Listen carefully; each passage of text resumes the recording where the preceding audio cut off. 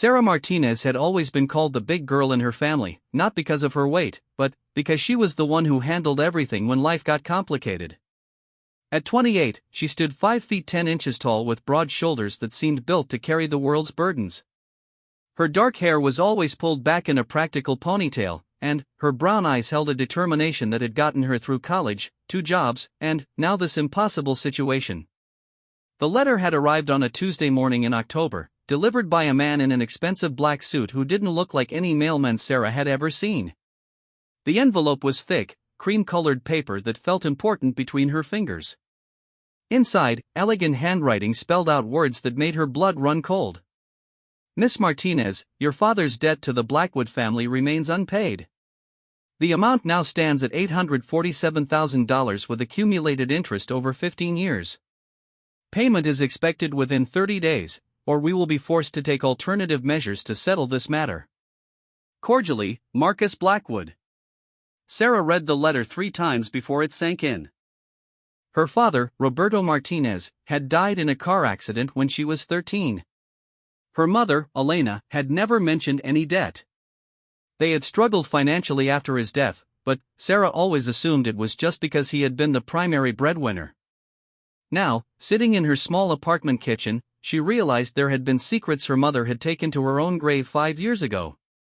The address on the letter led her to the most exclusive part of the city, where old mansions sat behind iron gates and manicured lawns.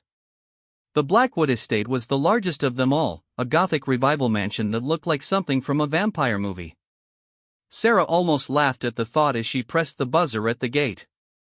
The irony wasn't lost on her that she was about to meet someone who might as well be a bloodsucker, considering he was trying to drain her family's finances. The gate opened silently, and Sarah walked up the long driveway, her sneakers crunching on perfectly maintained gravel. She had dressed in her best clothes, a black blazer over dark jeans and flats, but still felt underdressed for whatever was about to happen. A butler answered the massive front door.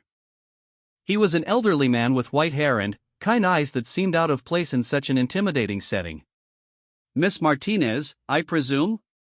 Mr. Blackwood is waiting for you in the study. Sarah followed him through hallways lined with oil paintings and antique furniture. Everything looked expensive and old, like it had been there for centuries. The study was a large room with floor-to-ceiling bookshelves, a fireplace that could have roasted a whole pig, and windows that looked out over gardens that probably cost more to maintain than Sarah made in a year. Behind a massive oak desk sat a man who definitely didn't look like the elderly loan shark Sarah had expected. Marcus Blackwood appeared to be in his early 30s, with black hair that was perfectly styled and pale skin that looked like he didn't spend much time in the sun. His eyes were an unusual shade of gray-blue, almost silver, and, when he looked up at her, Sarah felt like he was seeing straight through her. He stood as she entered, and Sarah was surprised by his height. He was easily 6 feet 4 inches tall, making her feel small for the first time in years. He wore a dark suit that probably cost more than her car, and everything about him screamed money and power. Miss Martinez, his voice was smooth, cultured, with just a hint of an accent she couldn't place.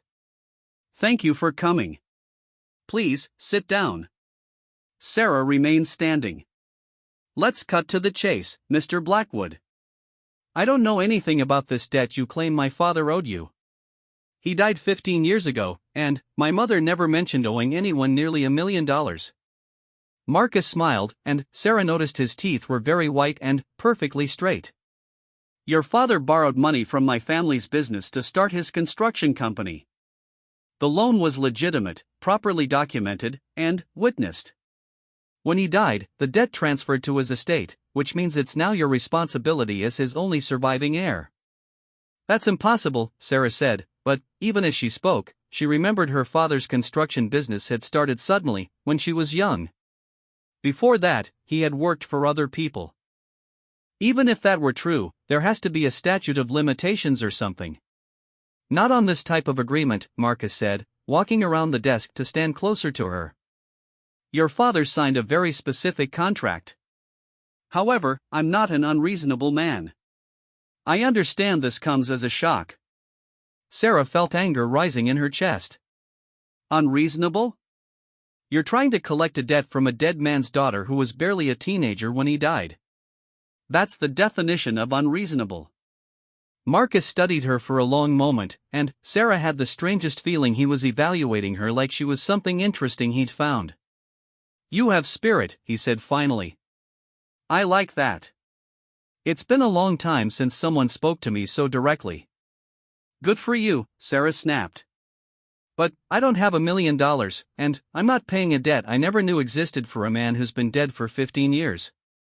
What do you do for work, Miss Martinez?"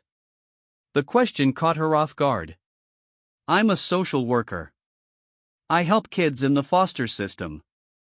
Not exactly a high-paying career, as I'm sure you can imagine. Something flickered across Marcus's face. Was it surprise? Interest? Sarah couldn't tell.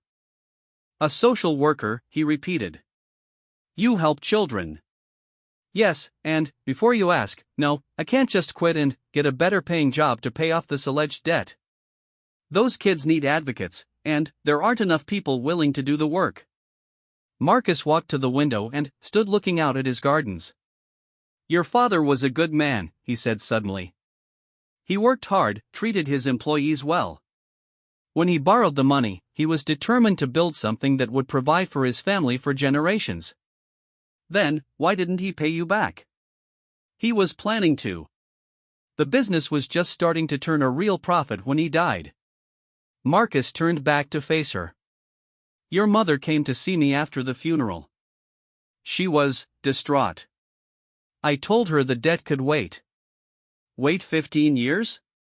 I was hoping she might remarry someone with means, or that you might grow up to be in a better financial position." Neither happened. Sarah felt like she was in some kind of alternate reality. "So what happens now? You take my apartment? Garnish my wages? What exactly does alternative measures mean?" Marcus was quiet for so long that Sarah wondered if he'd heard her. When he finally spoke, his voice was different, softer somehow. "There is another option. I'm listening. In the old days, when someone couldn't pay a debt, they could work it off through service." Sarah's stomach dropped. "Are you talking about indentured servitude?" "Because that's illegal, and I'm not nothing illegal," Marcus interrupted. "Nothing you wouldn't be free to walk away from at any time. I'm talking about a job." "What kind of job?" Marcus sat back down behind his desk and folded his hands. "I live alone in this house except for my staff. I work unusual hours and keep to myself. What I need is someone to keep me company occasionally. Share dinner, perhaps watch a movie, engage in conversation. Think of it as being a companion." Sarah stared at him. "You want me to be your friend? For hire?" "Something like that. That's the weirdest thing I've ever heard." Marcus smiled again, and this time it seemed more genuine. "I've been told I'm eccentric." Sarah's mind was racing. "What would this job pay?" "Enough to cover your father's debt over time. Let's say $5,000 per evening." Sarah nearly choked. $5,000? To eat dinner with you? And provide conversation. Perhaps play chess or cards. Maybe read aloud. I enjoy being read to. Nothing more than that, I assure you. That's insane. No one pays $5,000 for dinner conversation. I do." Sarah stared at him, trying to figure out what the catch was. "How often are we talking?"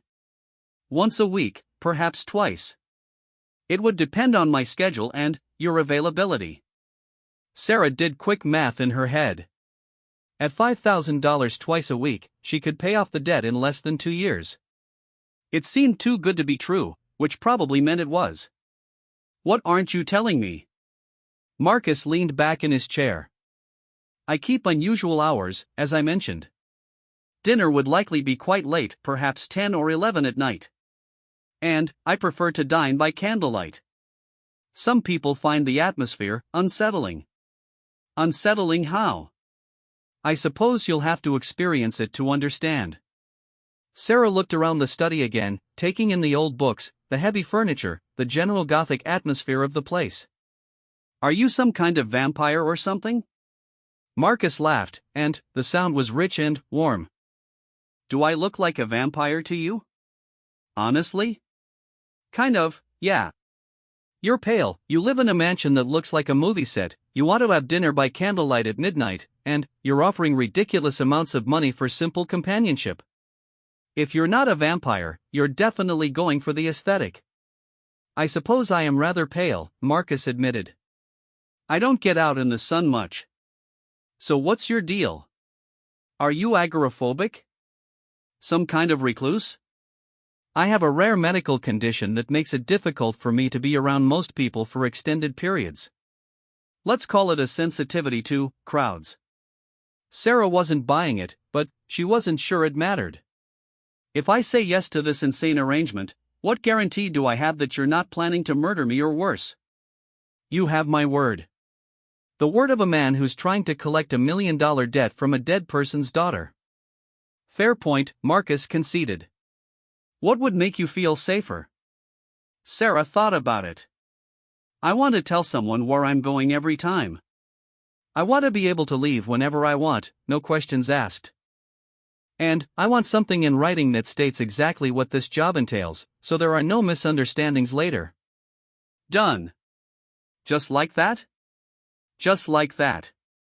Sarah felt like she was stepping into a trap, but she didn't see any other options.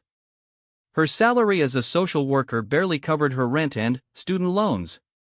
There was no way she could come up with nearly $1 million through normal means. When would this start? Are you free this Friday evening? Sarah nodded slowly. I guess so. Marcus pulled out a business card and wrote something on the back. This is my personal number. Text me when you're on your way Friday night. Shall we say 10 o'clock? 10 o'clock, Sarah repeated, taking the card. It was heavy cardstock with just his name and phone number embossed in silver. What should I wear? Whatever makes you comfortable. Though I should mention, I prefer a formal dining atmosphere. Sarah almost laughed. She owned exactly one dress that could be considered formal, and it was 5 years old. I'll figure something out. Miss Martinez, Marcus said as she turned to leave.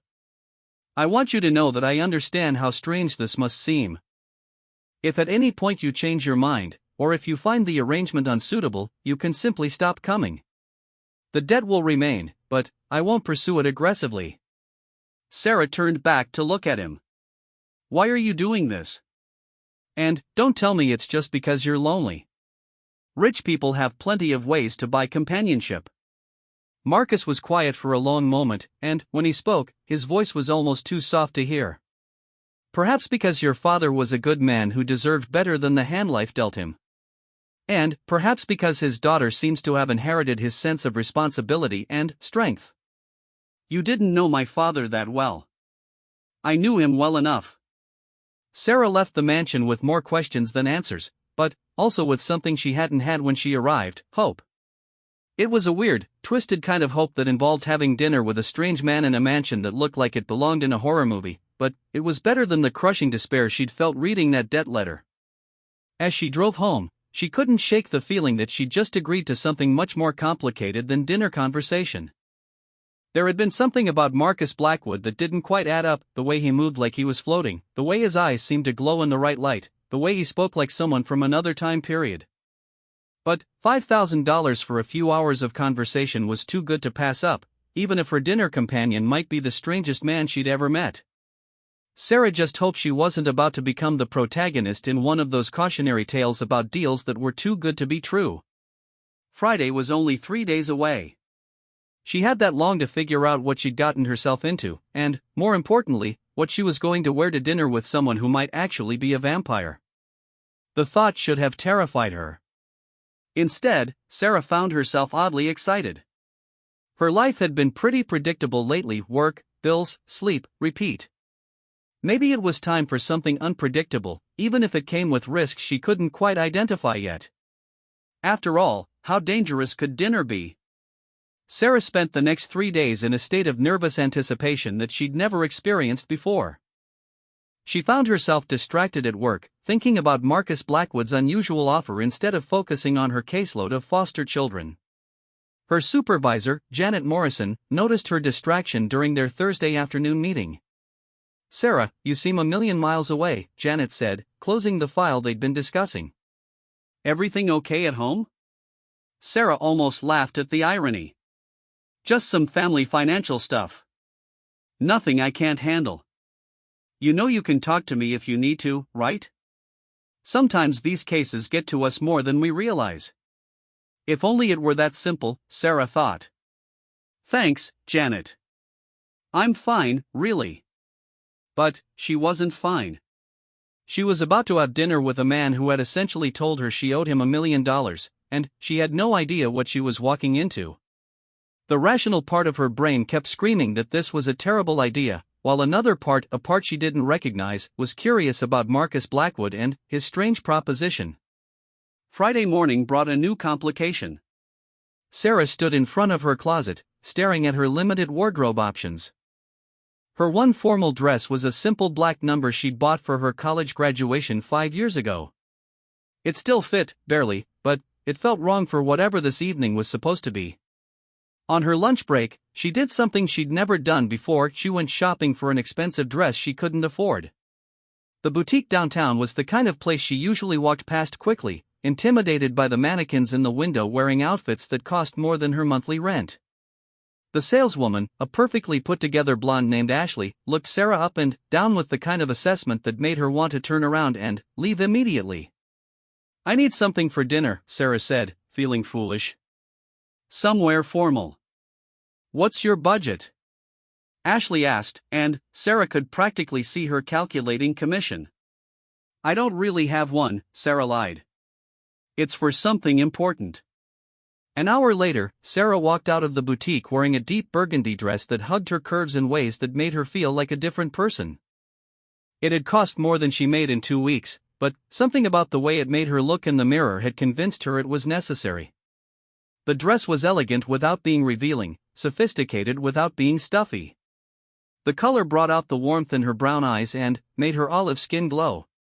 For the first time in years, Sarah felt beautiful instead of just capable. She spent the rest of the afternoon trying not to think about what she was doing, focusing instead on case notes and return phone calls. But, as the sun began to set, her nervous energy became impossible to ignore.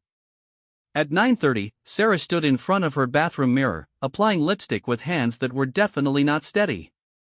The woman looking back at her didn't look like Sarah Martinez, social worker and responsible oldest daughter. This woman looked like someone who might actually belong at a candlelit dinner in a Gothic mansion. The drive to the Blackwood estate felt both too long and too short. Sarah's phone buzzed with a text as she pulled through the gates. "The front door is open. Come straight to the dining room, down the main hall, third door on the right." Sarah parked in the circular driveway, took a deep breath, and walked to the front door.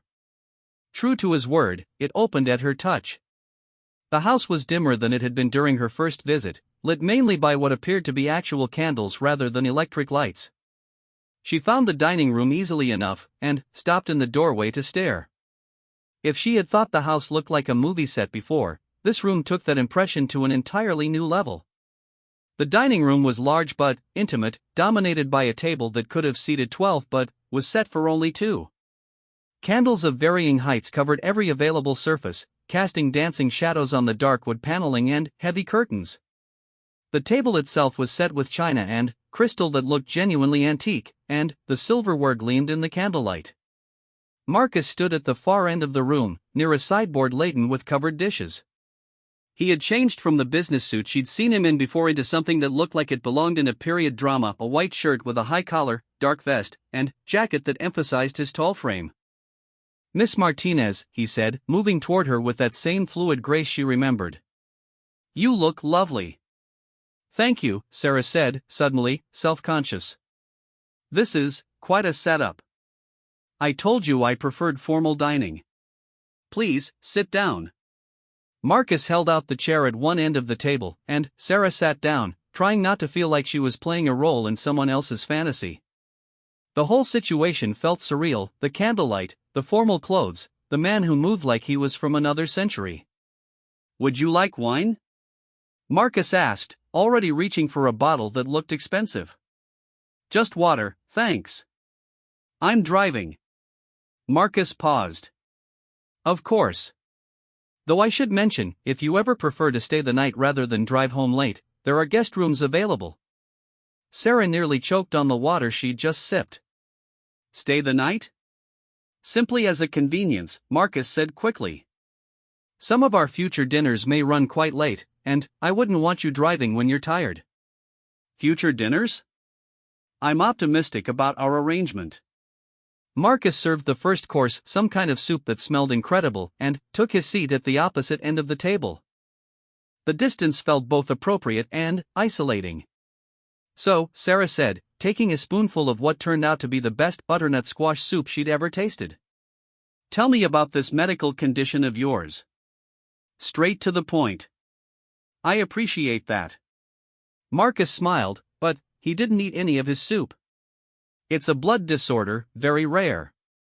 It makes me sensitive to sunlight and crowds, and requires a very specific diet. What kind of diet? Mostly liquid nutrition. Very little solid food. Sarah gestured at the elaborate meal.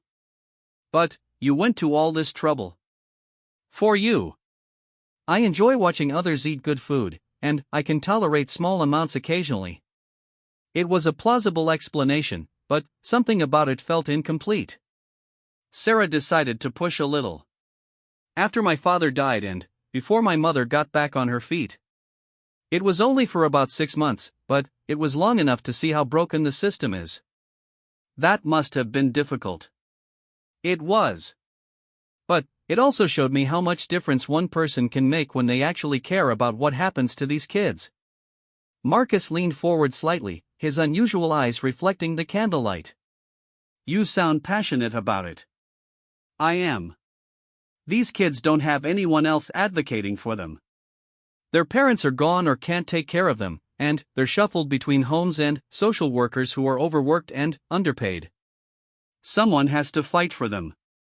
Even when it means you can barely make ends meet yourself? Sarah felt her cheeks warm. How do you know about my finances? You told me you couldn't afford to pay the debt. I assumed that meant money was tight. Right. More than once. But taking care of kids who have no one else feels more important than having a bigger apartment or a newer car. Marcus studied her across the table. You're unusual, Miss Martinez. Sarah. And unusual how? Most people prioritize their own comfort above the welfare of strangers. Maybe you don't know the right people.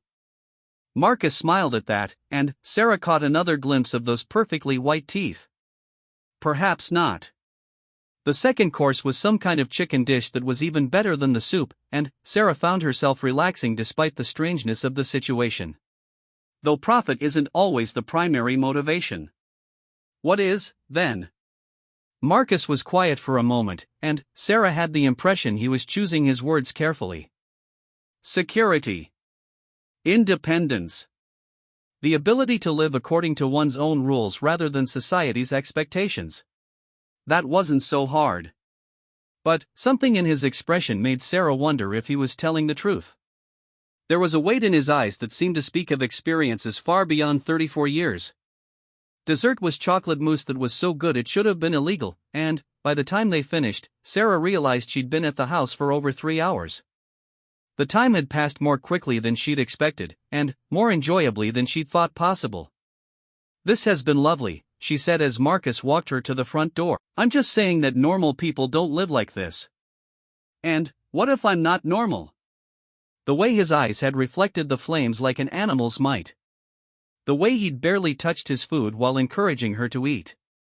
The way the candlelight had seemed to bend around him, making him appear almost ethereal.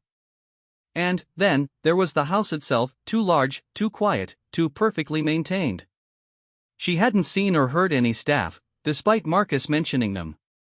It was as if the house existed in its own bubble, separate from the normal world. Sarah pulled into her apartment complex parking lot and sat in her car for a few minutes, trying to process what had just happened. She had agreed to have dinner with a stranger to pay off a debt she'd never heard of, and somehow it had turned into one of the most interesting evenings she'd had in years. But interesting didn't mean safe. And, as much as she'd enjoyed Marcus's company, there was something about him that set off every instinct she'd developed working with people who weren't what they seemed. The problem was, she needed the money. $5,000 for one evening was more than she made in 2 months at her regular job. If she could do this twice a week for a couple of years, she could pay off the debt and maybe even have enough left over to make a real difference in her life. And if Marcus Blackwood was hiding something, well, wasn't everyone hiding something? Sarah's phone buzzed with a text message. It was from Marcus. Thank you again for a wonderful evening. I've transferred tonight's payment to your account. Sweet dreams. Sarah checked her banking app and nearly dropped her phone. $5,000 had indeed been deposited into her checking account. It was more money than she'd ever seen in one place, and it was hers for nothing more than eating dinner and having conversation. Whatever Marcus Blackwood was hiding, it was apparently worth keeping her around to find out. As Sarah got ready for bed, she caught herself humming something she hadn't done in months. Despite all the questions and all the strangeness, she felt lighter than she had since receiving that debt letter.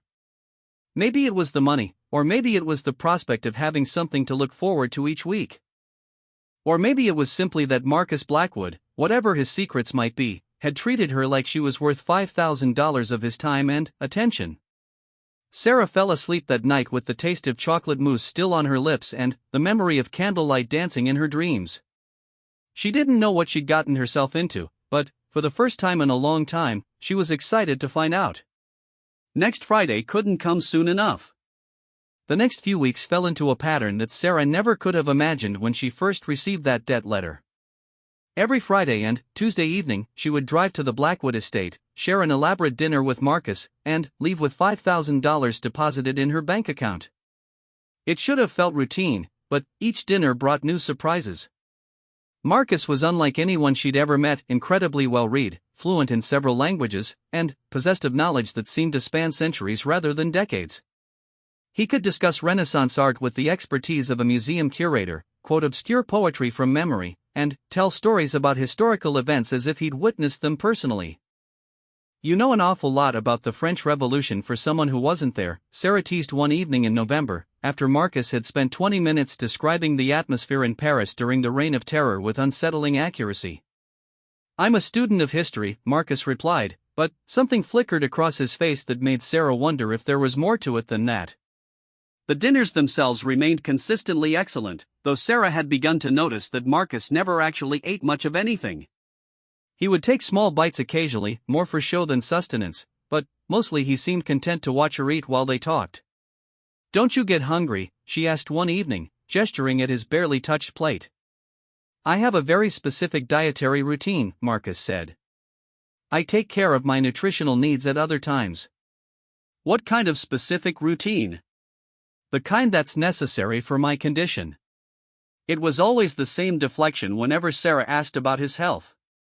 He would acknowledge having some kind of rare blood disorder, mention his sensitivity to sunlight and crowds, and then change the subject.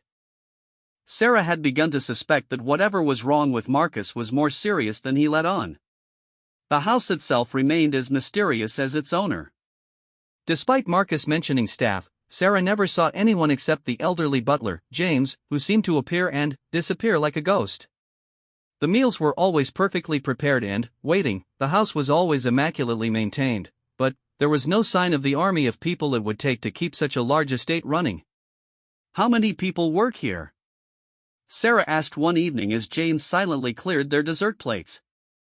"James has been with my family for many years," Marcus said. "He manages the household staff." "Where are they? I never see anyone else." "They work during the day, mostly. I prefer privacy in the evenings." Another non-answer, but Sarah had grown used to Marcus's habit of revealing just enough information to acknowledge her questions without actually answering them. What surprised her was how much she'd begun to look forward to these evenings.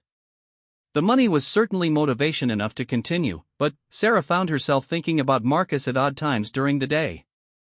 She wondered what he did during the long hours when she wasn't there, how he filled his time in that enormous house.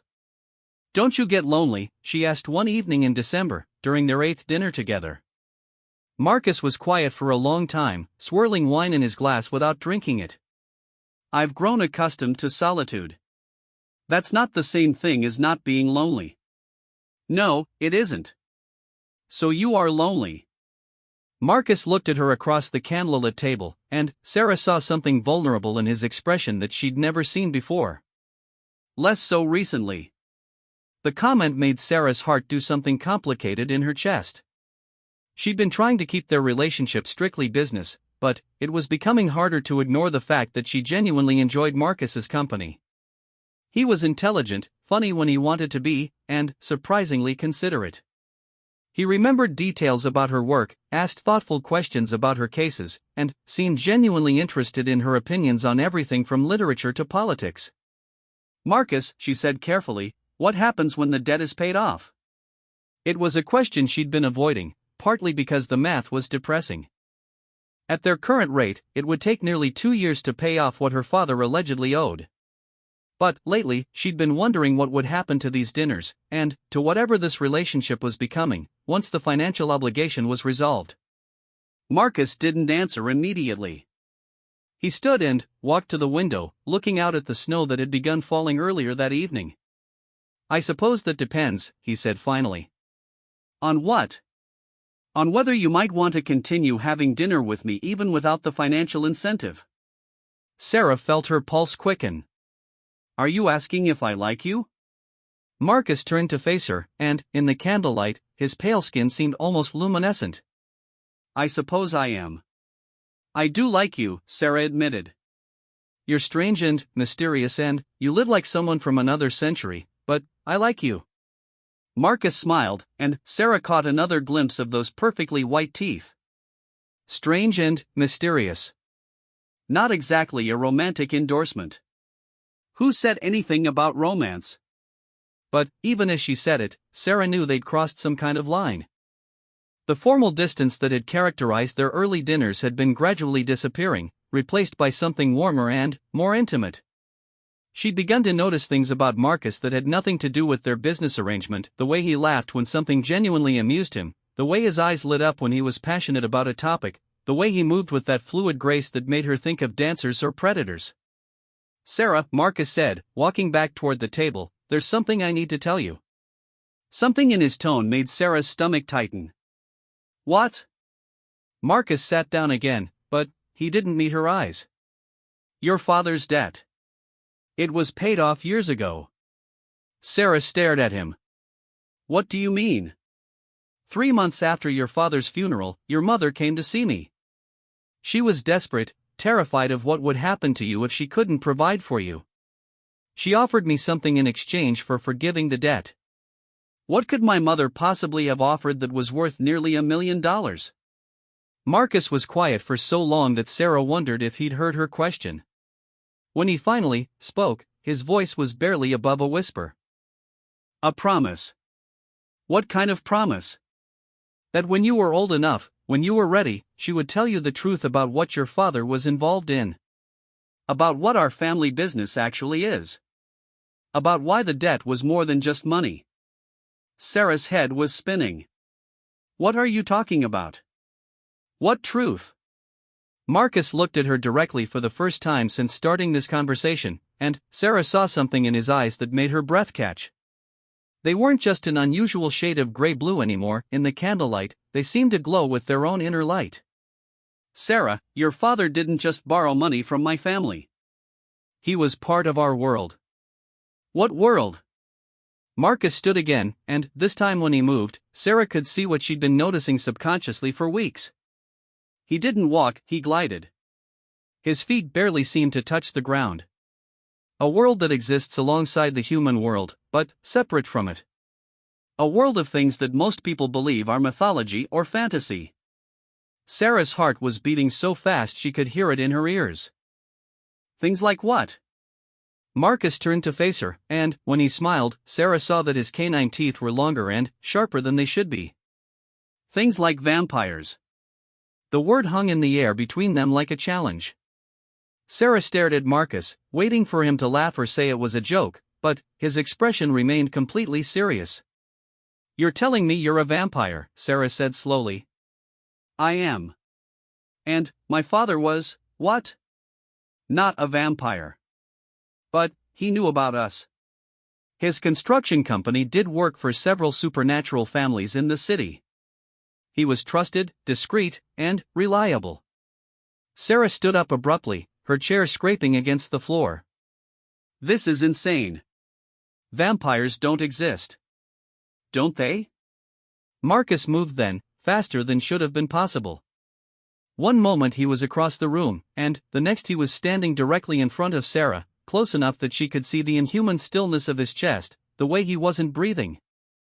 "Your father borrowed money to start his business," Marcus continued, his voice calm despite Sarah's obvious panic. "But, more than that, he agreed to be part of our network. To help us maintain the secrecy that keeps both our worlds safe." "You're crazy," Sarah whispered, but, even as she said it, pieces were falling into place. The way Marcus moved, his pale skin, his avoidance of sunlight, the fact that he never really ate, the house that felt frozen in time. "When your father died," Marcus continued, "your mother was terrified that you would be drawn into something you weren't prepared for. She begged me to wait, to let you grow up normal. She promised that when you were old enough to understand, she would tell you the truth. But she never did. She died before she could. The debt letter was my way of bringing you here so I could fulfill her promise." Sarah backed away from Marcus, her mind racing. "So there is no debt?" "Not in the traditional sense. But there is an obligation. Your father made agreements that extend beyond his death. Agreements that now fall to you. What kind of agreements?" Marcus's expression softened. "Nothing dangerous. Nothing that would put you at risk. Simply awareness. Knowledge of our existence. Occasionally, your professional discretion might be valuable." Sarah thought about her work with foster children, the cases that sometimes didn't make sense, the kids who told stories that social workers dismissed as trauma-induced fantasies. "There are supernatural children in the foster system," she said suddenly. Marcus nodded. "More than you might think. Children of mixed heritage, young werewolves whose families have been killed, vampire children whose makers abandoned them. They need advocates who understand what they are. And you want me to be that advocate. I want you to be yourself. But, with the knowledge to help when help is needed." Sarah slumped back into her chair, overwhelmed. "This is too much. I know. Are you going to bite me or something?" Marcus laughed, and the sound was warm and entirely human. "Not unless you ask me to. And, even then, probably not. I don't typically bite people I care about." "You care about me?" Marcus sat down across from her again, and, when he spoke, his voice was gentle. "Sarah, I've been alive for over 300 years. In all that time, I've rarely met someone who made me remember what it felt like to be human. These past few weeks, having dinner with you, talking with you, it's been the closest I've felt to alive in decades." Sarah stared at him. 300 years? Give or take a decade. But, you look. Vampires don't age once we're turned. I was 34 when it happened, in 1724. Sarah did quick math in her head. That makes you 302. Approximately. Jesus. They sat in silence for several minutes, the candlelight flickering between them. Sarah's mind was reeling, but, underneath the shock and disbelief, there was something else. Relief, maybe. All the pieces that hadn't quite fit were finally making sense. "So what happens now?" she asked finally. "Now you decide what you want to do with this information. What are my options?" Marcus leaned forward slightly. "You can walk away. I can arrange for your memories of this conversation to be modified, and you can go back to your normal life. The debt story will simply fade away. Or you can stay. Learn more about our world. Help the children who need someone who understands. Continue having dinner with a vampire who's grown rather fond of your company. Sarah looked around the dining room, taking in the candles, the antique furniture, the gothic atmosphere that had seemed like affectation but was apparently just Marcus's natural environment. If I stay, do I have to become a vampire too? Not unless you want to. And, even then, not for many years. It's not something to be done lightly. Have you turned other people? Very rarely. It's a gift I don't give carelessly. Sarah thought about her life, her small apartment, her demanding job, her constant financial stress. Then, she thought about the children she worked with, the cases that had never quite made sense, the opportunity to actually make a difference in ways she'd never imagined. "The money you've been paying me," she said. That was real? Very real. Consider it back pay for the years your family should have been compensated for your father's services. And, if I decide to stay, to help, would that continue? Marcus smiled. Sarah, if you decide to stay, money will be the least of your concerns. Our world takes care of its own. Sarah stood up and walked to the window, looking out at the snow-covered gardens. Everything looked the same as it had an hour ago, but she felt like she was seeing the world through completely different eyes. "I need time to think about this," she said. "Of course. Take all the time you need." Sarah turned back to face Marcus, who was watching her with an expression of patient hope. "But, I have one more question." "Ask." "When you said I owed you nothing but dinner, did you mean that literally?" Marcus's smile was warm and genuine. "I meant that I was hoping you might choose to have dinner with me because you wanted to, not because you felt obligated to."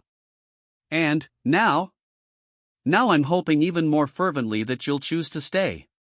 Sarah walked back to the table and picked up her purse. At the doorway, she turned back to look at Marcus one more time.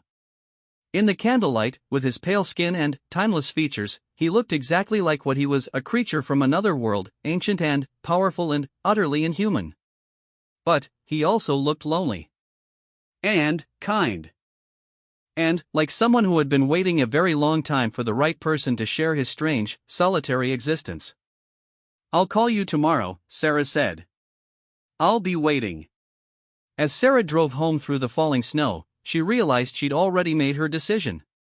Not about becoming a vampire, that was still too overwhelming to consider, but about staying, about learning, about becoming part of something larger than her small, predictable life. The debt she'd never really owed had led her to a world she'd never known existed. And, in that world, there was work to be done, children to help, and a 300-year-old vampire who made her feel like the most interesting person alive. It wasn't the life she'd planned, but it was the life she wanted. Sarah's phone buzzed with a text message from Marcus as she pulled into her apartment complex. "Whatever you decide, thank you for the most wonderful weeks I've had in longer than I can remember. You owe me nothing, Sarah Martinez. But, I hope you'll choose to give me everything anyway." Sarah smiled as she typed back her response. "See you Friday." "And, Marcus?" "Next time, I'm picking the wine." The snow continued to fall as Sarah walked up to her apartment, but she felt warmer than she had in years. Tomorrow she would start learning about a world she'd never imagined. Tonight, she was just a woman who'd had dinner with a vampire and lived to tell about it. Not that she'd be telling anyone. Some secrets, she was beginning to understand, were worth keeping. Even if they came with fangs and an eternity of candlelit dinners.